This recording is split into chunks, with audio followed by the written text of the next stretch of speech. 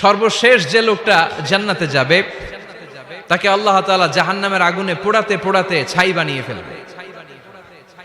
আল্লাহ বলবেন, জিব্রাইল যাও একটু দেখো, একটা মাত্র সেজদা দিয়েছে আমাকে, এরকম কাউরে পাওয়া যায় কিনা। বাটি চালান দিয়ে দেখো পাওয়া যায় কিনা। খুঁজে খুঁজে কাউরে পাবে না। আল্লাহ বললেন আবার দেখো, খুঁজে খুঁজে একজনকে পাবে, সামান্য ইমানের ছিটে ফোঁটা তার অন্তরে ছিল। আল্লাহ বলবেন যেহেতু ছিটে ফোঁটা আছে, অনেক মায়ের খাইছে, ওকে বের করে জাহান্নাম থেকে বের করে একটা নির্ধারিত দূরত্বে রেখে দাও। রেখে দেয়া হবে, কিন্তু জাহান্নামের আগুনের লেলিহান শিখাতে তার গা ঝলসে যাবে। সে আল্লাহর ডেকে বলবে, মাবুদ তোমার কাছে আমি কিছু চাই না, জাহান্নাম থেকে তুমি আমাকে বের করেছো, জীবন নদীর পানি তুমি আমার গায়ের মধ্যে ঢেলে দিয়েছো, আমি আবার সজীবতা ফিরে পেয়েছি, আমি তোমার কাছে জান্নাত চাই না, শুধু নিরাপদ একটা দূরত্বে আমাকে রেখে আসো, যাতে জাহান্নামের আগুন আমারে কষ্ট দিতে না পারে। আল্লাহ আমি কিন্তু তোমার কাছে জান্নাত চাই না। কি চাই না? জান্নাত চাই না, কিন্তু জাহান্নামের আগুন আমারে কষ্ট দিচ্ছে, এতটা দূরত্বে রাখো যাতে জাহান্নামের আগুন আমার গায়ে না লাগে। আল্লাহ বললেন ওকে রাখবো, কিন্তু আমার সাথে একটা কন্ট্রাক্টে যেতে হবে, যে এটা তোমাকে দিলে তুমি আর নতুন করে কিছু চাবা না। সে বলবে আমি রাজি, কন্ট্রাক্ট হয়ে যাবে। আল্লাহ জিব্রাইলরে বলবেন যাও এমন দূরত্বে রাখো যাতে জাহান্নামের আগুন ওরে কষ্ট না দেয়। রেখে আসা হবে, অনেক দিন সে ওখানে আনন্দে থাকবে, আল্লাহ শুকরিয়া করবে। সে মনে মনে বলবে বেঁচে গিয়েছি, আমি বেঁচে গিয়েছি, জীবনে আর কিছু চাই না, জাহান্নাম থেকে আমি বেঁচে গিয়েছি। অনেকদিন থাকার পরে মনে মনে ভাববে বাইসা তো গেছি, কিন্তু নতুন করে একটু ট্রাই করে দেখি, জাহান্নামের সৌন্দর্যের দৃশ্য একটু চোখ দিয়ে অবলোকন করা যায় কিনা। সে আল্লাহরে ডেকে বলবে আল্লাহ ইনদি সুআল, আমার একটা ফরিয়াদ আছে। কি ফরিয়াদ? আল্লাহ আগেই বলে রাখি আমি কিন্তু জান্নাতে যেতে চাই না। আল্লাহ বলবেন কি চাও? সে বলবে আল্লাহ তোমার জান্নাতটা তুমি কত সুন্দর করে বানিয়েছো, আমি একটা নজর শুধু দেখতে চাই।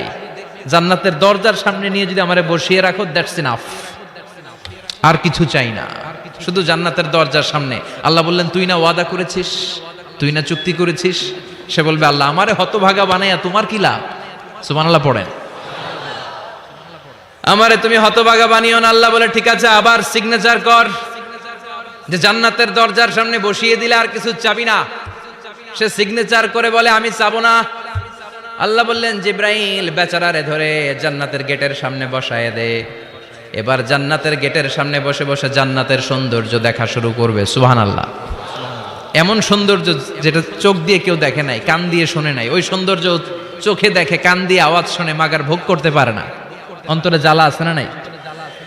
এয়ার কন্ডিশনের রুমে ঢুকতে না পারলেও, এয়ার কন্ডিশনের রুমের দরজার বাইরে দাঁড়ালো, এয়ার কন্ডিশনের রুমের একটা ঠান্ডা বাতাস গায়ে লাগে না? কথা বলেন।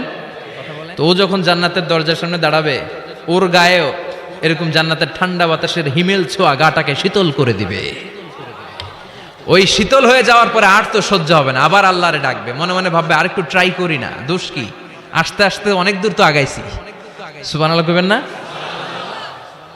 এবার আল্লাহরে বলবে আল্লাহ ইনদি সুআল, আল্লাহ তুমি যদি কোনো বিষয়ে নতুন করে ডিসিশন নাও, তোমারে জিজ্ঞেস করার মতো কি কেউ আছে? আল্লাহ বলেন না, আমি তো সব রাজার বড় রাজা, মহারাজা, আমার উপরে তো কারো কথা চলে না। ওই হতভাগা লোকটা বলবে আল্লাহ এত সুন্দর জান্নাত তুমি বানালাম, চোখ দিয়ে সৌন্দর্য দেখি, কান দিয়ে আওয়াজগুলো শুনি, হুর আর গেলমান হেঁটে বেড়ায়, এত সুন্দর জান্নাত চোখ দিয়ে দেখি, ঢুকতে পারি না, আমারে কষ্ট দিয়ে তোমার কি লাভ? ও আল্লাহ আমারে তুমি মাফ করে দাও, জান্নাতের চিপার মধ্যে এক কর্নারে তুমি একটু আমারে জায়গা করে দাও। আল্লাহ বলবেন ওয়াই হাক ইয়াবনা আদম, তোর ধ্বংস হোক হে আদম জাত, মা আগদারাকা, তোর চেয়ে বড় গাদ্দার আমি আমার সৃষ্টিকুলে কাউরে দেখি নাই, কারণ তুই আমার সাথে চুক্তি করিস আর চুক্তি ভঙ্গ করিস। আল্লাহর রহমতের দরিয়ায় তখন জোশ খেলে যাবে, ওর আকুতি মিনতি চাহনি আল্লাহর রহমতের দরিয়ার মধ্যে জোশ লাগিয়ে দিবে। আল্লাহর দয়া হয়ে যাবে, মায়া হয়ে যাবে। আল্লাহ বলবেন ঠিক আছে জান্নাতে যা। লোকটা এবার এক দৌড়ে জান্নাতের ভিতরে ঢুকে যাবে। লোকটার দৌড় দেখে আবার লোকটারে আল্লাহ ডেকে বলবে একটু দাঁড়া, একটু দাঁড়া, জান্নাত তো দিছি, তো দৌড় দিলি কেন? সুবহানাল্লাহ কইবেন না? লোকটি বলবে আল্লাহ প্ল্যান তো আমি কম করি নাই, এত চেষ্টার ফলে আমি আসতে পারছি, আবার যদি তুমি বাইর করে দাও, এই জন্য এক দৌড়ে এমন চিপার মধ্যে লুকামো যাতে তুমি আমার না দেখো। আবার আল্লাহর রহমতের দরিয়ায় জোশ খেলে যাবে, আল্লাহ কাছে ডাকবে, কাছে আয়, ও গোলাম তোর কি মনে চায় আমারে বল, আজকে তুই চাইতে থাক, আমি দিতে দিতে তোর মনের সব আশা পূরণ করে দেব।